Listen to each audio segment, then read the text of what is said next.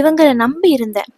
இவங்க எனக்கு உதவி பண்ணுவேன்னு சொன்னாங்க, இவங்க பார்த்துப்பேன்னு சொன்னாங்க. ஆனா அப்படியே எந்த உதவியும் செய்யாம போயிட்டாங்க. யார்கிட்ட நான் என் பிள்ளையோட ஃபீஸ்க்காக நிப்பேன்? யார்கிட்ட என் மருத்துவ செலவுக்காக நிப்பேன்? யார்கிட்ட என் வீட்டு வாடகைக்காக போய் கேட்பேன்?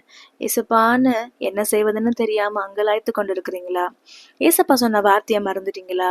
சங்கீதம் 121 அதிகாரத்துல 1வது வசனமும் 2வது வசனமும் சொல்லுகிறதுல, எனக்கு ஒத்தாசை வரும் பர்வதங்களுக்கு நேராக என் கண்களை ஏறெடுக்கிறேன், வானத்தையும் பூமியும் உண்டாக்கின கர்த்தரிடத்திலிருந்து எனக்கு ஒத்தாசை வரும்னு சொல்லி வசனத்தை உறுதியா பிடிங்க.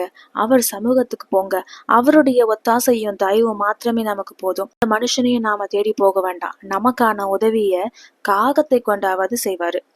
ஆண்டவரை நோக்கி உங்க கண்களையும் உங்க விண்ணப்பங்களையும் ஏறெடுங்க.